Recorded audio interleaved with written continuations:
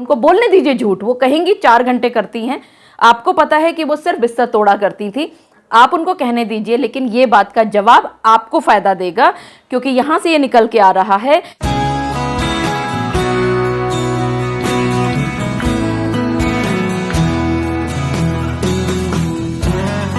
मैं आप सभी के जितने भी वीडियोस देख रही हूँ, और जब मैं आपको ये कहती हूँ कि आप मुझसे सवालात पूछिए, तो सबसे ज़्यादा जो सवाल आप लोगों के पूछे जा रहे हैं वो पूछे जा रहे हैं 125 CRPC से संबंधित, यानी खर्चे के केस से संबंधित आपके सबसे ज़्यादा सवाल पूछे जाते हैं। जब आपका केस कोर्ट में चल रहा होता है खर्चे का, और पत्नी सामने खड़ी होती है, तो आप सभी के दिमाग में बहुत ज़्यादा टेंशन्स हुआ करती हैं, आपको बहुत ज़्यादा डर लगा करता है खर्चे के केस से, क्योंकि आपको ये बात मालूम है कि अगर 125 CRPC के तहत आपके विरुद्ध खर्चा बंध जाता है तो वो पूरी ज़िंदगी के लिए बन जाता है। आपकी पत्नी अगर एलिजिबल नहीं है तो कोई बात नहीं, खर्चा नहीं बंधेगा, लेकिन अगर वो एलिजिबल हुई तो आपका सबसे ज़्यादा ध्यान इस बात पर रहता है कि उनको कम से कम पैसा मिले, यानी कि कोर्ट के द्वारा कम से कम पैसा बांधा जाए। तो इसके लिए सवाल आपकी तरफ से क्रॉस क्वेश्चनिंग में जब आपकी पत्नी से पूछे जा रहे हैं, ऐसे पूछे जाने चाहिए कि जवाब आप उस तरह से लेने की कोशिश करें जैसा मैं आगे के वीडियो में आपको बताऊंगी, ताकि अगर वो एलिजिबल ना निकली तो बल्ले बल्ले, और अगर वो एलिजिबल होती भी हैं तो कम से कम मेंटेनेंस उनका बंधे।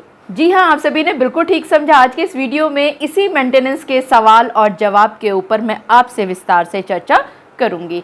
मैं एडवोकेट मोहिनी मोना आप सभी का पुनः स्वागत करती हूं, और आप सभी देख रहे हैं आप सभी का पसंदीदा चैनल मोहिनी मोना एडवोकेट।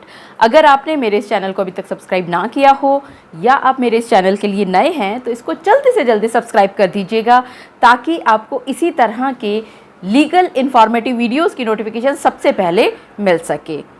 अब देखिए, जैसा मैंने आपको बताया कि आपका जो सबसे ज़्यादा जो डर है वो इसी बात का है कि कहीं आपकी पत्नी को ज़्यादा पैसा आपकी तरफ से देना ना बंध जाए और वो आपके जी का जंजाल बन जाए। तो आज के इस वीडियो में मैं आपके साथ सवालात बताऊंगी कि किस तरह के सवाल आपको क्रॉस क्वेश्चनिंग में आपकी पत्नी के पूछने चाहिए। अब आपने अक्सर ये देखा होगा कि जब आपकी पत्नियाँ एक पिटीशन ड्राफ्ट करती हैं तो आपके सामने वो पिटीशन झूठ का परिंदा होता है, क्योंकि मेरे पास जितने भी मेरे क्लाइंट्स आते हैं वो यही कहते हैं कि उनकी पत्नी ने पिटीशन में सिर्फ और सिर्फ झूठ लिखा है। उनकी सैलरी बहुत ज़्यादा बढ़ा चढ़ा करके लिखी है। अगर वो 25,000 रुपया कमाते हैं तो वो उनकी सैलरी को 2 लाख रुपया दिखाती हैं। इसके साथ साथ वो उनकी रेंटल इनकम दिखाती हैं, वो खेती बाड़ी की इनकम दिखाती हैं, क्योंकि उनका असली मकसद यही होता है कि जितना ज़्यादा पैसा वो आपको बताएंगी उतना ज़्यादा उनको पैसा बंध जाएगा।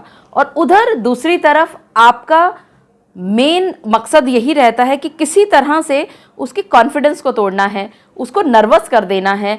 और अगर आपकी पत्नी नर्वस हो जाती हैं तो आप यकीन मानिएगा, जो उन्होंने झूठ बोला था, जितना उन्होंने याद किया था, वो नर्वस होते ही सब कुछ भूल जाएंगी, और वहीं पर वो आपका मन माफिक जवाब आपके पास आ जाएगा। और बहुत बार आप इन सब चीज़ों की तैयारी करके अपने वकील साहब को भी सवालात बता सकते हैं कि वकील साहब ये सवाल आप ज़रूर पूछेगा। और यकीन मानिएगा, हर एक वकील साहब बहुत खुश होते हैं जब उनसे मुवक्किल साहब इस तरह से बातचीत करते हैं। तो सबसे पहला तो आपने जो सवाल पूछना है वो यही पूछना है कि शादी कब हुई थी, तो आपके पास डेट आ जाएगी कि कौन सी डेट को शादी हुई थी। उसके बाद आप दूसरा सवाल पूछिए कि डिस्प्यूट किस बात पर हुआ था। अब यहाँ पर पत्नी को सोचना पड़ेगा, समझना पड़ेगा कि डिस्प्यूट असल में किस बात पर हुआ था, और कहीं ना कहीं वो अगर बड़बोली हुई तो वो जल्दबाजी में कुछ ना कुछ ऐसा सवाल का जवाब दे जाएंगी जिसका फ़ायदा आपको बाद में मिलेगा। तीसरा सवाल आप ये पूछ सकते हैं उससे कि डिस्प्यूट कब से शुरू हुआ था, यानी कि शादी होने के कितने दिनों के बाद डिस्प्यूट शुरू हुआ था, इससे आपके पास जवाब एक तैयार हो जाएगा कि जब वो कहती हैं कि शादी के मान लीजिए 4 साल बाद, 2 साल बाद, या जो भी वो पीरियड बताती हैं तब से डिस्प्यूट हुआ था, तो इसका मतलब ये सीधा सा आ जाता है कि उससे पहले का जो पीरियड था आपका और आपकी पत्नी का शांतिपूर्वक प्यार मोहब्बत वाला था। और उन्होंने पिटीशन में कुछ और लिखा होगा, पिटीशन में उन्होंने ये लिखा होगा कि शादी से अगले दिन ही। तो कहीं ना कहीं इस बात का फ़ायदा बाद में जब बहस होगी तो मिलेगा। अब अगला सवाल आप ये पूछें कि डिस्प्यूट जब आपके बीच में होता था वो क्यों होता था, यानी किस बात पर होता था, किस वजह पर बातचीत शुरू होती थी।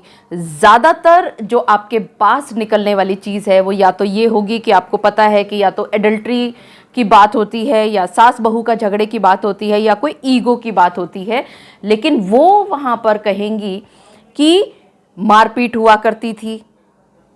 तो आपका अगला सवाल एकदम से ये होना चाहिए कि अगर आपके पति की तरफ से मारपीट होती थी तो आपकी तरफ से क्या होता था, आपका क्या जवाब रहता था। आप उनको यहाँ पर एक सुझाव भी दे सकते हैं कि ताली कभी भी एक हाथ से नहीं बज सकती, तो आप ऐसा क्या करती थी जिसकी वजह से झगड़ा और ज़्यादा बढ़ता था। जबकि आपकी पत्नी ये कहेगी, ज़्यादातर सुनने में यही आता है कि दहेज की मांग थी जी, इसकी वजह से मांग थी जी, इसकी वजह से मारपीट होती थी। लेकिन आपको उनके जवाब से कहीं ना कहीं ये बात निकल के आ जाएगी कि वो गलती से वो भी कुछ अपशब्द बोल देती थी, या वो भी जोर से बोल देती थी, या कुछ भी ऐसी बात जो कि बाद में आपको बहस में फ़ायदा दे सकती है। अभी बताना बहुत मुश्किल है कि क्या जवाब आ सकता है, लेकिन इस तरह से आपको उनको उकसाना है ताकि वो अपने अंदर छुपी हुई बात को बिना सोचे समझे जवाब दे दें। इसके बाद आप जब ये कहेंगे कि आप भी तो कोई ना कोई गलती करते होंगे, क्योंकि जैसा आपने पहले कहा कि ताली एक हाथ से नहीं बजती, तो आप ऐसा क्या करती थी कि जिसकी वजह से आग में घी डाला करती थी। इसका जवाब आने के बाद आप एक अगला सवाल ये पूछ सकते हैं कि किस तारीख से आप पति पत्नी अलग रह रहे हैं। इसका ये फ़ायदा होगा कि वो कहीं ना कहीं जब वो झूठ के पुलिंदों में घूम रही होंगी तो कुछ ना कुछ ऐसी बात कह बैठेंगी जिसको जब आप बाद में पढ़ेंगे तो आपको समझ में आएगा कि पिटीशन में उन्होंने कुछ और लिखा था और यहाँ पर वो जवाब में कुछ और लेकर के आई है। और यही तो आपको चाहिए, उनका कॉन्फिडेंस ही तो आपने तोड़ना है। और उनका कॉन्फिडेंस तो वहां पर सबसे ज़्यादा टूट जाएगा जब आप उनको कहेंगे कि आप बदले में क्या करती थी, आप बिल्कुल चुप रहती थी, मतलब आप क्या ऐसा करती थी। तो वो गुस्से में कुछ ना कुछ बोलेंगी। आपने उनका जो कॉन्फिडेंस लेवल है उसको हिलाना है, उसको नर्वस करना है। इसके बाद आप अगला सवाल ये पूछ सकते हैं कि आप ससुराल से मायके में कैसे आई। अब वो इसका जवाब अपने आप से देंगी। वो ये भी कह सकती हैं कि वो बस से आई, रिक्शा से आई, या कैसे आई। तो इससे उनकी हालत का पता चल जाएगा कि वो वहाँ से ओला करके आ रही हैं या वो पैदल करके आ रही हैं। ये सारी चीज़ों का फ़ायदा आपको जब लास्ट में बहस होगी तब मिलेगा, लेकिन ये सवाल आपने ज़रूर पूछना है।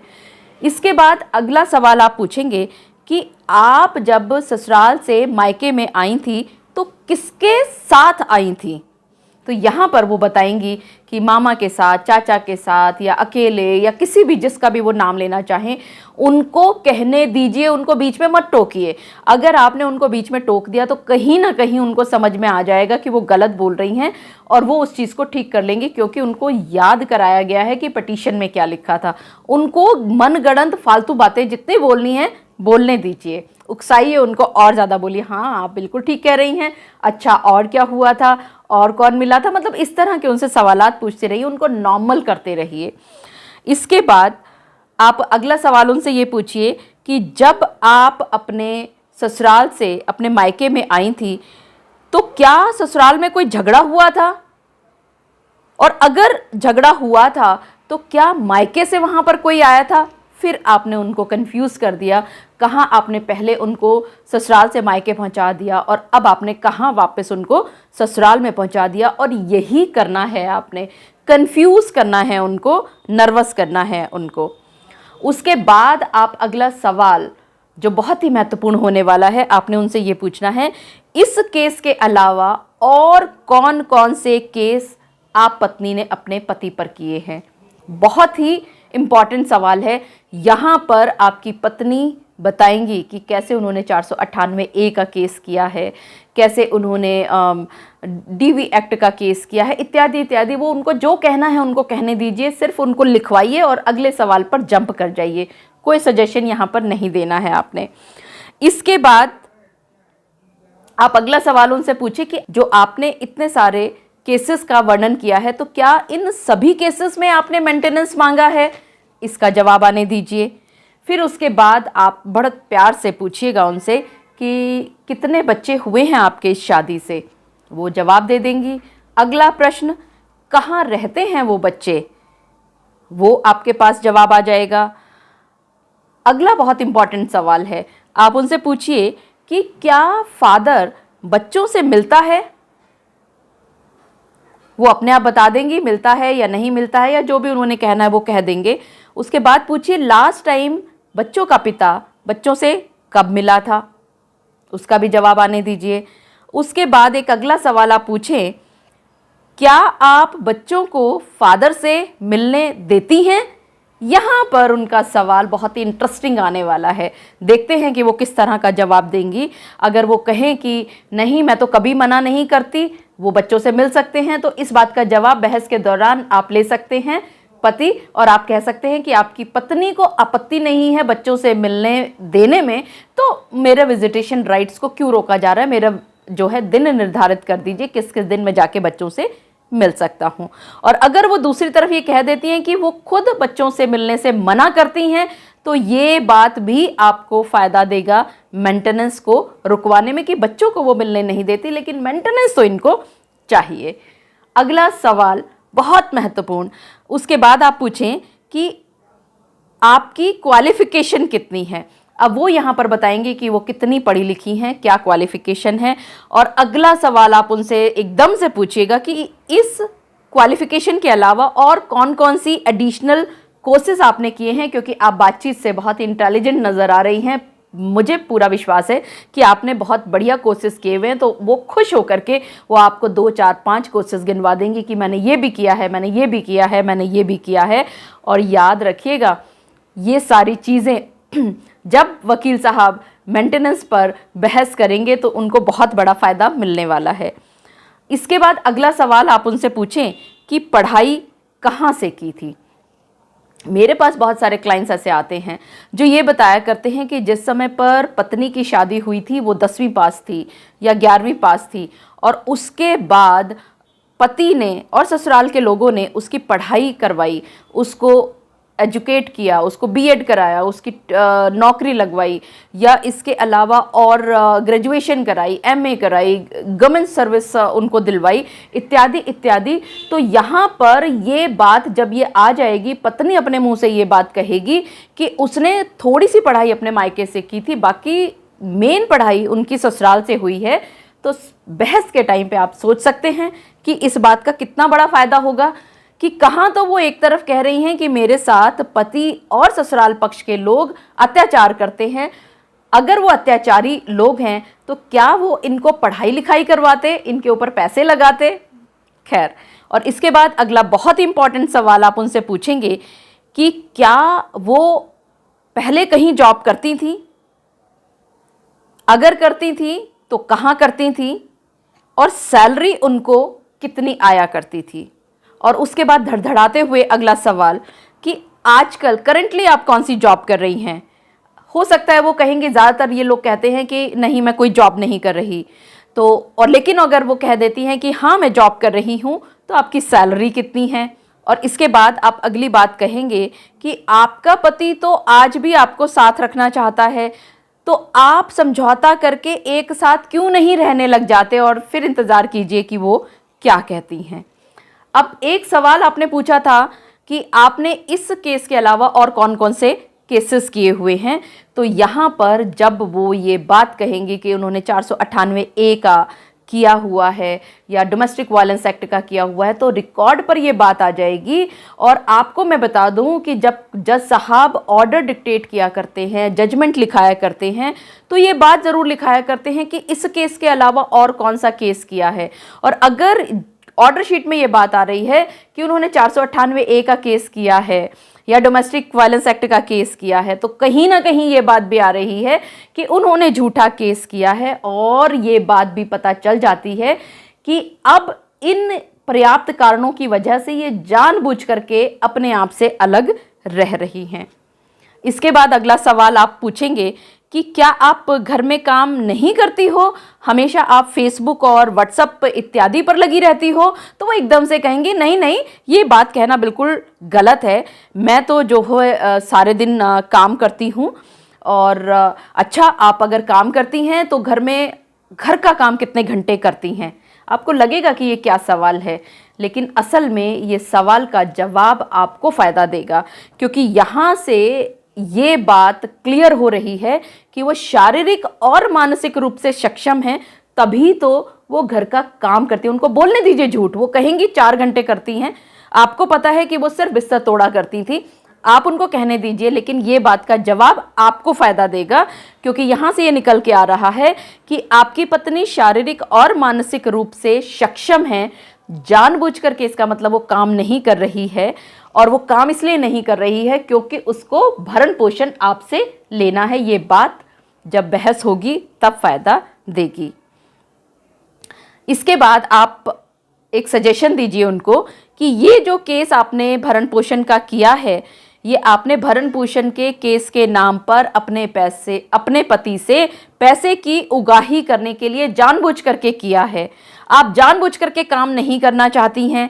अगर वो कहे कि नहीं ऐसा नहीं है, मैं तो काम करना चाहती हूँ और मुझे कोई आपत्ति नहीं है, तो यहाँ पर जब बहस होगी आपकी, जज साहब से आप कहें कि जज साहब ये तो स्वयं काम कर सकती है, इसने पैसे के नाम पर यानी कि मेंटेनेंस के नाम पर ये केस नहीं किया है, मेंटेनेंस लेने के लिए ये केस नहीं किया है, और अगर ये मेंटेनेंस लेने के लिए इसने केस किया ही नहीं है तो मेंटेनेंस फिर बांधा ही क्यों जाए? तो देखिए, आपने ऐसे उलझाना है चीज़ों को।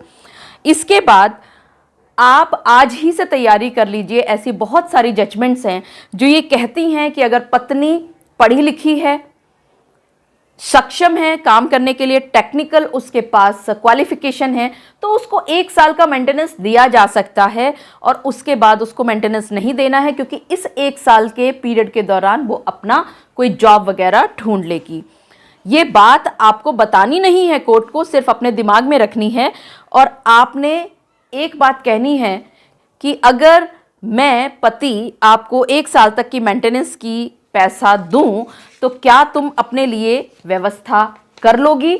अगर वो कहती है नहीं, तो इसका सीधा सा मतलब जज साहब के सामने आ जाता है कि उसके पास इतनी सारी टेक्निकल क्वालिफिकेशंस हैं, क्वालिफिकेशन उसके पास बहुत अच्छी है, उसके बावजूद भी अगर वो अपने लिए जॉब ढूंढने के लिए मना कर रही है, तो वो जानबूझ करके उसने मेंटेनेंस का केस सिर्फ पैसे की उगाही के लिए किया है।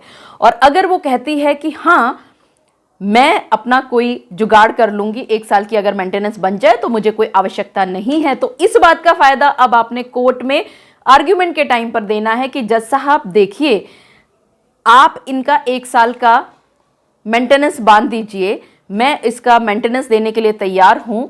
और उस मेंटेनेंस के बाद ये खुद कहती हैं कि इनको पैसे की ज़रूरत नहीं है, ये अपना जुगाड़ खुद ही लगा लेंगी, तो बहुत बड़ा फ़ायदा होने वाला है। इसके बाद आप एक बात और कह सकते हैं अपनी पत्नी को कि अगर मैं एक सिलाई मशीन आपको दिला दूं, आपको कुछ सिलाई का अगर अनुभव नहीं है, आप सिलाई नहीं जानती हो, तो आपको एक ट्रेनिंग दिला दूं, तो मुझे पता है कि आप फिर भी सिलाई मशीन को यूज़ नहीं करोगी, क्योंकि आपको सिर्फ और सिर्फ अपने पति से पैसा चाहिए। आप जानबूझ करके पैसा सिर्फ खींचने के लिए ये केस किए हैं। अगर वो कह देती है इसके जवाब में कि नहीं जी ऐसा नहीं है, तो इसका मतलब ये हो गया कि कहीं ना कहीं उसने ये कह दिया, मान लिया कि उसको सिलाई मशीन अगर दे दी जाए, ट्रेनिंग करा दी जाए, तो वो उस सिलाई मशीन का यूज़ करेगी और वो उसके बाद उससे वो पैसा कमाएगी। और बहस में आप जज साहब को सजेशन दे सकते हैं कि जज साहब सिलाई मशीन आज की डेट में अच्छी 5, 7, 10 हज़ार की मैक्सिमम आ जाती है, और 7, 1 हज़ार 10 हज़ार की मान लेते हैं कि ट्रेनिंग भी हो जाती है, तो 20, 1 हज़ार का खर्चा, 15 से 20 हज़ार रुपये का खर्चा है, मैं इसको 30 हज़ार रुपया देता हूँ। आप पत्नी की परमानेंट एलिमनी बांध दीजिए 30,000 रुपया मैंने इसको दिया, इसको मेंटेनेंस की ज़रूरत नहीं है, क्योंकि इसने स्वयं ही ये बात कही है कि अगर उसको सिलाई मशीन मिल जाए और इस तरह से हो जाए तो उसका गुजारा अच्छी तरह से मिल जाएगा। आपको ये जो मैंने सवाल पूछे हैं, ये मैंने जनरल सवालात बताए हैं। इसके साथ साथ जब हमारी क्रॉस क्वेश्चनिंग हो रही होती है तो एक सवाल का जवाब जब कुछ इस तरह का उल्टा सीधा आता है तो उसी से एक और सवाल बन जाता है। इसके अलावा जब आपके केस को अलग अलग से सेपरेट स्टडी किया जाता है, स्पेसिफिकली एग्जामिन किया जाता है, तो अलग अलग सवालात आप लोगों के बन जाया करते हैं। तो आप ये ना सोचिएगा कि आपने सिर्फ यही सवाल पूछने हैं, इसके अलावा भी ढेर सारे सवाल अलग अलग फैक्ट्स के हिसाब से, अलग अलग केसेस के हिसाब से, अलग अलग सर्कमस्टेंसेस के हिसाब से पूछे जा सकते हैं। मुझे पूरा विश्वास है कि आप सभी को मेरे आज के इस वीडियो के माध्यम से ये बात भली भांति पता चल गई होगी कि क्योंकि पत्नी को किन्हीं 2-3 कारणों की वजह से खर्चा नहीं मिल सकता, तो उन्हीं 2-3 कारणों तक उनका जवाब पहुंचना चाहिए। ऐसे सवालात आपकी तरफ से पूछे जाने चाहिए। मुझे पूरा विश्वास है कि आप सभी को मेरा आज का वीडियो भी बहुत अच्छा लगा होगा। अगर आपको मेरा आज का वीडियो भी अच्छा लगा तो इसको लाइक, शेयर और कमेंट करना ना भूलिएगा। और हाँ, अगर आप मेरे इस चैनल के लिए नए हैं तो इसको जल्दी से जल्दी सब्सक्राइब कर दीजिएगा, और सब्सक्राइब करने के बाद बेल आइकन दबा करके सबसे ऊपर वाला ऑप्शन ऑल बटन दबाना ना भूलिएगा, ताकि आपको इसी तरह के लीगल इंफॉर्मेटिव वीडियोस की नोटिफिकेशन सबसे पहले मिल सके। अपना और अपने परिवार का बहुत अच्छी तरह से ध्यान रखिएगा।